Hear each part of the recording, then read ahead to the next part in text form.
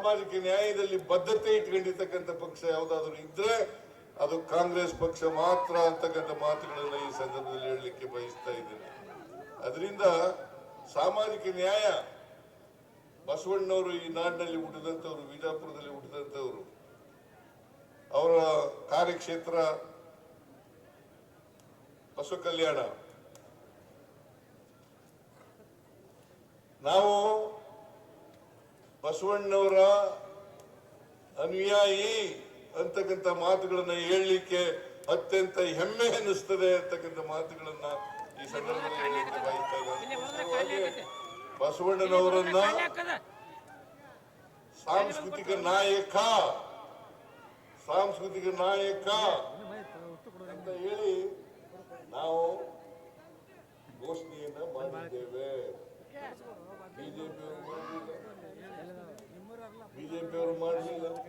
ಬಹಳ ಮಾತಾಡ್ತಾರೆ, ಹಿಂದೂಗಳ ವಾರಸುದಾರರು ಅಂತಕ್ಕಂಥ ಮಾತುಗಳು. ನಾವೆಲ್ಲ ಹಿಂದೂಗಳಲ್ವಾ? ಉಮೇಶ್ ಮೇಟಿ ಹಿಂದೂ ಅಲ್ವಾ? ಮೇಟಿಯವರು ಹಿಂದೂ ಅಲ್ವಾ? ನಾವೆಲ್ಲ ಹಿಂದೂ ಅಲ್ವಾ? ಕೂತಿರೋರೆಲ್ಲ ಹಿಂದೂಗಳಲ್ವಾ? ಹಿಂದೂ ಅಂತಕ್ಕಂಥ ಹೇಳ್ತಕ್ಕಂಥ ಮಾತುಗಳಿದೆಯಲ್ಲ, ಅದು ಜನರಿಗೆ ತೋರ್ಪಡಿಸ್ಲಿಕ್ಕೋಸ್ಕರವಾಗಿ ಹೇಳ್ತಕ್ಕಂಥ ಮಾತುಗಳೇ ಹೊರತು ಅವರು ಬಡವರು, ಹಿಂದುಳಿದವರು, ದಲಿತರು, ಮಹಿಳೆಯರು, ರೈತರು ಇವರ ವಿರೋಧಿಗಳು. ಮನುವಾದ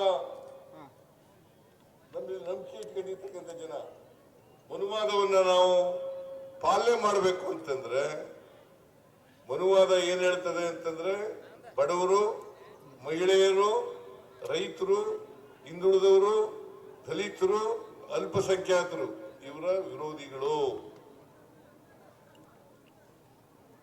ವಿರೋಧಿಗಳು. ಅದಕ್ಕೋಸ್ಕರನೇ ನಮ್ಮ ಗ್ಯಾರಂಟಿ ಯೋಜನೆಗಳನ್ನ ವಿರೋಧ ಮಾಡತಕ್ಕಂಥದ್ದು ಅವರು. ನಮ್ಮ ಗ್ಯಾರಂಟಿ ಯೋಜನೆಗಳು ಜನಪರವಾಗಿ ಇಲ್ವಾ? ಅವು ಏನ್ರಿ ಜನಪರವಾಗಿ ಇದ್ದಾವ? ಇಲ್ಲ. ಈ ಯೋಜನೆಗಳನ್ನ ವಿರೋಧ ಮಾಡ್ತಾರೆ.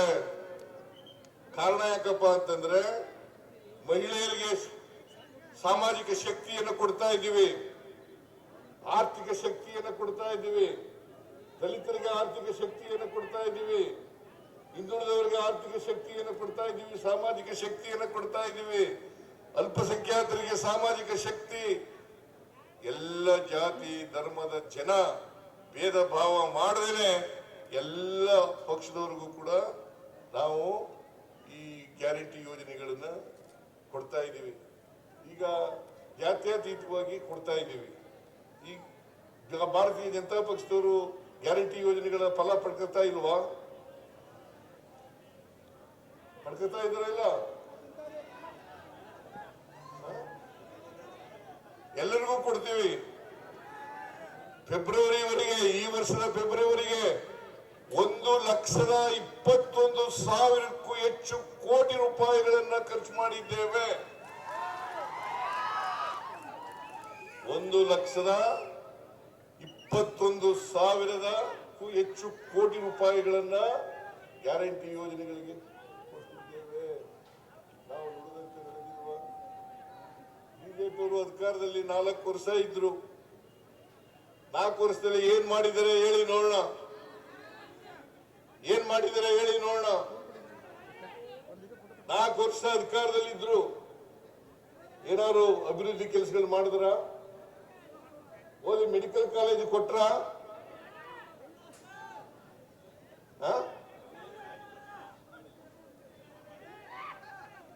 ಅಪ್ಪರ್ ಕೃಷ್ಣ 3ನೇ ಹಂತದ ಯೋಜನೆ, ಅಲ್ಲಿ ಜಮೀನು ಕಳ್ಕೊಂಡಿರ್ತಕ್ಕಂಥ ಜಮೀನ್ದಾರರಿಗೆ ಪರಿಹಾರ ಕೊಡ್ತಕ್ಕಂಥ ಕೆಲಸ ಮಾಡಿದ್ರ? ಏನ್ರಿ ಜೆ.ಟಿ. ಪಾಟೀಲ್ರೆ, ಕೊಟ್ರೇನ್ರಿ? ಕೊಡ್ಲಿಲ್ಲ. ಈಗ ಟೀಕೆ ಮಾಡ್ತಾರೆ. ಟೀಕೆ ಮಾಡಕ್ಕೆ ಏನಂತೆ? ಸುಳ್ಳು ಹೇಳೋದ್ರಲ್ಲಿ ನಿಸ್ಸೀಮರು, ಅಪಪ್ರಚಾರ ಮಾಡೋದ್ರಲ್ಲಿ ನಿಸ್ಸೀಮರು. ಯಾವಾಗ ಬಿಜೆಪಿ ಸುಳ್ಳು ಹೇಳೋದು ಬಿಟ್ರೆ ಅವರ ಜೀವನದಲ್ಲಿ ಅಭಿವೃದ್ಧಿ ಕೆಲಸಗಳನ್ನ ವರ್ಷ ಇದ್ರು. ಯಡಿಯೂರಪ್ಪನವರು ಮುಖ್ಯಮಂತ್ರಿ ಆಗಿದ್ರು, ಜಗದೀಶ್ ಶೆಟ್ಟರ್ ಮುಖ್ಯಮಂತ್ರಿ ಆಗಿದ್ರು. ಎಂತದ ಗೌಡ ಅವನು ಸದಾನಂದ ಗೌಡ ಮುಖ್ಯಮಂತ್ರಿ ಆಗಿದ್ರು. 3 ವರ್ಷದಲ್ಲಿ ಏನಾದ್ರು ಮಾಡಿದ್ರ? ಅವ್ರು ನುಡಿದಂತೆ ನಡೆದ್ರ? ಮಾಡಲಿಲ್ಲ. 2018ರಲ್ಲಿ ಪ್ರಣಾಳಿಕೆ ಹೊರಡಿಸಿದ್ರು. 2018ರಲ್ಲಿ 600 ಭರವಸೆಗಳನ್ನು ಕೊಟ್ಟರು.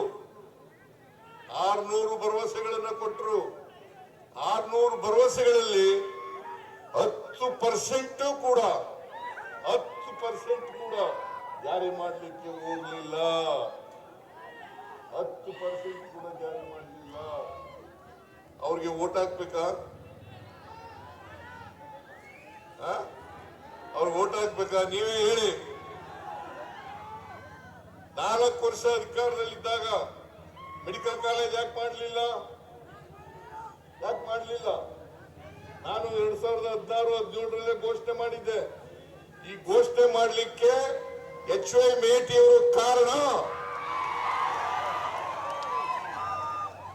ನನಗೆ ಈ ಸಾರಿ ಗೆದ್ದ ಮೇಲೆ ಪ್ರತಿ ಸಾರಿ ಭೇಟಿಯಾದಾಗ ನನಗೆ ಬಾಗಲಕೋಟೆಯಲ್ಲಿ ಮೆಡಿಕಲ್ ಕಾಲೇಜ್ ಕೊಡಿ, ಬಾಗಲಕೋಟೆ ಮೆಡಿಕಲ್ ಕಾಲೇಜ್ ಕೊಡಿ, ಬಾಗಲಕೋಟೆ ಮೆಡಿಕಲ್ ಕಾಲೇಜ್ ಕೊಡಿ ಅನ್ನೋದು ಕೇಳೋದು ಬಿಟ್ಟರೆ ಬೇರೆ ಏನನ್ನು ಕೇಳ್ತಿರ್ಲಿಲ್ಲ.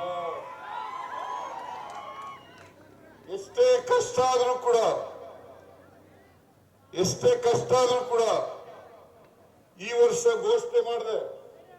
2025-26 ಬಜೆಟ್ ನಲ್ಲಿ ಘೋಷಣೆ ಮಾಡಿದೆ, ನಾನು ಈ ವರ್ಷ ಮೆಡಿಕಲ್ ಕಾಲೇಜನ್ನು ಕೊಡ್ತೀನಿ ಅಂತ. ಆದ್ರೆ ದುರ್ದೈವ ಮೊನ್ನೆ ಕೆಲವು ದಿನಗಳ ಹಿಂದೆ ನಾನು DK ಶಿವಕುಮಾರ್ ನಾವೆಲ್ಲರೂ ಕೂಡ ಶಂಕುಸ್ಥಾಪನೆ ಮಾಡಿದ ಮೆಡಿಕಲ್ ಕಾಲೇಜ್ಗೆ. ಆದ್ರೆ ಅವ್ರು ಇರಲಿಲ್ಲ. ಇದ್ದಿದ್ರೆ ಸಂತೋಷ ಪಡ್ತಾ ಇದ್ರು, ಖುಷಿ ಪಡ್ತಾ ಇದ್ರು. ಅವ್ರು ಇಲ್ಲದೆ ಇರತಕ್ಕಂಥ ಸಂದರ್ಭದಲ್ಲಿ ಮೆಡಿಕಲ್ ಕಾಲೇಜು ನಾವು ಶಂಕುಸ್ಥಾಪನೆಯನ್ನ ಮಾಡೋದು. ಅದು ಶಂಕುಸ್ಥಾಪನೆ ಆಗ್ಬೇಕಾದ್ರೆ, ಬಾಗಲಕೋಟೆಗೆ ಮೆಡಿಕಲ್ ಕಾಲೇಜು ಸಿಕ್ಬೇಕಾದ್ರೆ ಅದಕ್ಕೆ ಮೇಟಿಯವರು ಕಾರಣ ಅಂತಕ್ಕಂಥ ಮಾತುಗಳನ್ನ ಈ ಸಂದರ್ಭದಲ್ಲಿ ಹೇಳಲಿಕ್ಕೆ ಬಯಸ್ತಾ ಇದ್ದೇನೆ.